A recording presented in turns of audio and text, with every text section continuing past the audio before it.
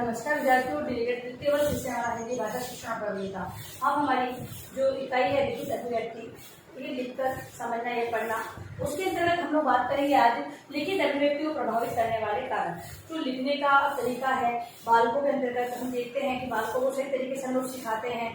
तो प्रारंभ में हम लोग प्रारंभिक अवस्था और उसके बाद जो अवस्था है, मतलब कि प्रारंभ में हम लोग आड़ी तिरछी लाइनों को, घुमाव को सिखाते हैं।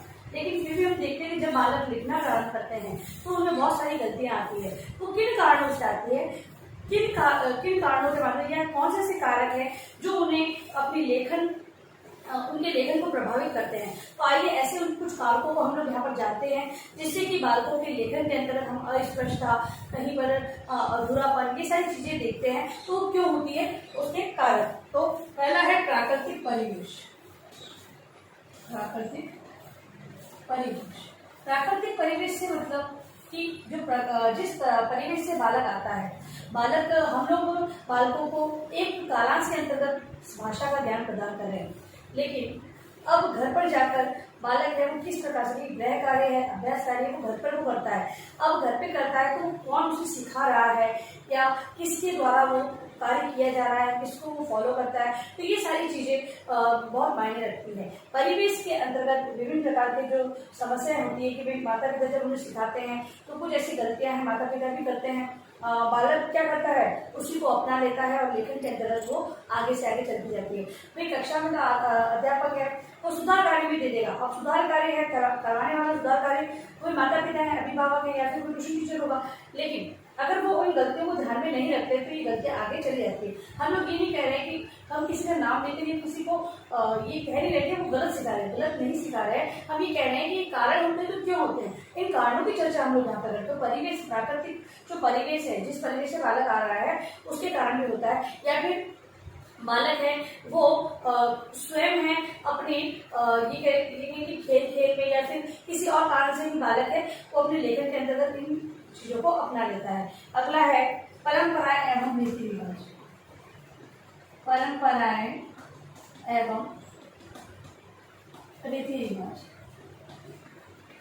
परंपराएं रीति रिवाज वो लेखन को कैसे प्रभावित करेगी। तो हम लोग देखते हैं कि विभिन्न प्रकार के त्यौहार हमारे यहाँ मनाए जाते हैं, विभिन्न प्रकार के रीति रिवाजों को हम लोग जानते हैं, समझते हैं। अब उनमें जिस प्रकार हम भाषा का प्रयोग करते हैं, जिस प्रकार हम बोलते हैं, उसी प्रकार हम लिखते हैं। तो बालक भी क्या करते हैं कि उन चीजों को समझते हैं और जानते हैं, और वही जब वो जिसका प्रयोग, बालक में जिस चीज को ज्यादा समय देता है उसकी समझ उसमें ज्यादा विकसित होती है। तो घर पर वो ज्यादा समय दे रहा है तो वहां पर वो जो चीजों को बोल रहा है, सुन रहा है, अनुभव प्राप्त कर रहा है, उसी का प्रयोग वो विद्यालय में आकर करता है। तो विभिन्न प्रकार की परंपराएं, रीति रिवाज है जिसके कारण बालक का लेखन प्रभावित होता है। फिर है रहन सहन।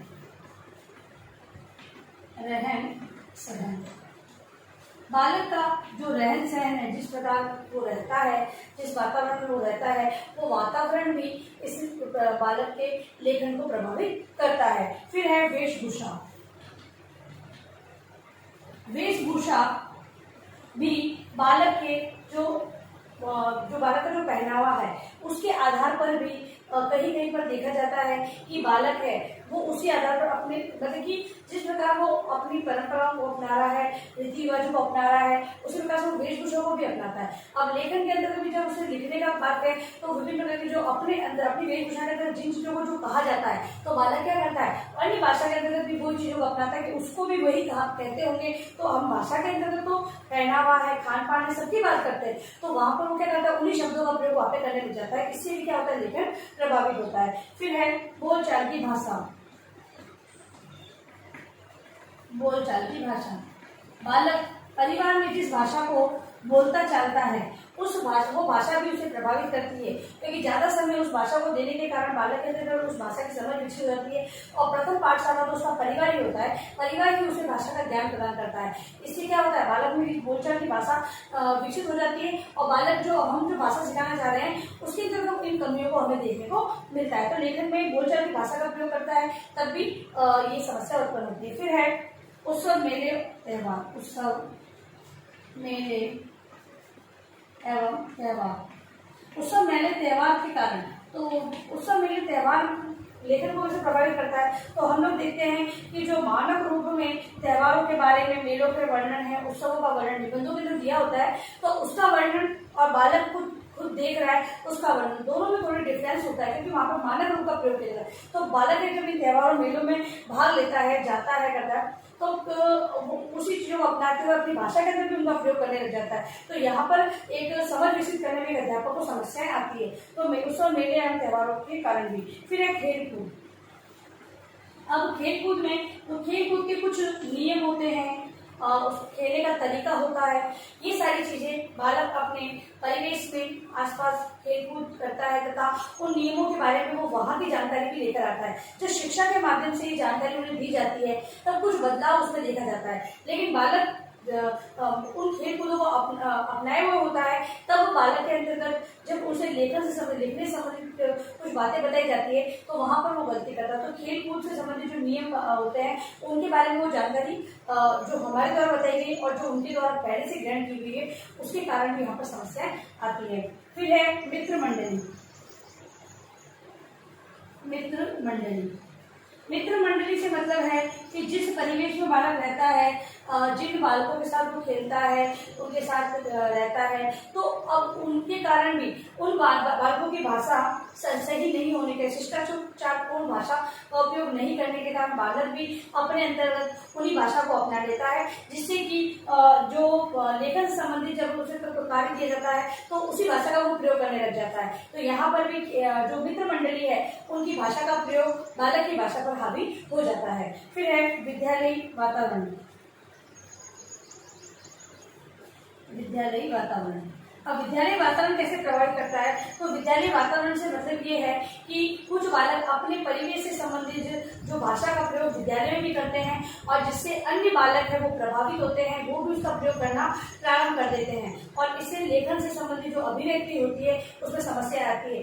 ये भी हम कह सकते हैं कि किन कारणों के आधार पर बालक है वो पीछे हटता जाता है, वो इन चीजों पर ज्यादा फोकस करते हुए अपने विद्यालय के जो क्रियाकलाप होते हैं, ऐसी गतिविधियां होती है उन पर वो कम ध्यान देता है, शिक्षण है वो उस पर कम देता है। अगर मान लो खेल कूद में बालक लग जाता है, वो पूरा दिन खेल रहा है, कूद रहा है और विद्यालय का कोई कार्य नहीं कर रहा है तो क्या होगा, शिक्षा से वो पीछे हटता जा रहा है। शिक्षा से पीछे हटता जा रहा है मतलब कि जब उसे लिखित रूप में कोई प्रश्न का उत्तर देने के लिए भी कहा जाएगा तो वो सही से नहीं दे पाएगा। क्यों? कारण ये कि पूरा समय उसने खेलकूद को दे दिया। ठीक है, तो इस प्रकार से ये जो कारक होते हैं वो बालक के जो लेखन संबंधित जो अभिव्यक्ति होती है उसको भी प्रभावित करते हैं। तो ये जब तक बालक में समझ ही विकसित नहीं होगी तो समझेगा भी नहीं और वो व्यक्त भी नहीं कर सकेगा। और समझने के लिए समय देना होता है और समय इन आधारों पर मतलब इनको वो समय दे देता है और इन आधारों पर वो गलत चीजों को भी सीख जाता है, गलत लेखन से संबंधित त्रुटियों को भी वो अपना लेता है, जिसके माध्यम से जो लेखन है वो लेखन अभिव्यक्ति के अंदर बहुत ही समस्याएं उत्पन्न होती है। अब देखिए अपना गृह कार्य प्रश्न आप लोग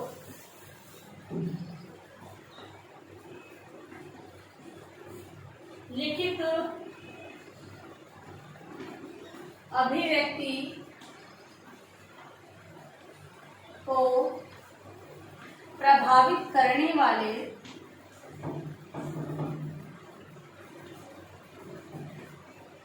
कारकों का वर्णन करें। लिखित अभिव्यक्ति को प्रभावित करने वाले कारकों का वर्णन आपको अपने उत्तर पुस्तिका में लिखकर लाना है और अंत में इस महामारी के दौरान में कम से कम आवश्यक कार्य होने पर बाहर निकलते 3 बातों का विशेष ध्यान रखें। मास्क लगाएं, सोशल डिस्टेंस में और हाथों को वापस सैनिटाइज करते हैं। सुरक्षित रहे, सभी का ध्यान रखें।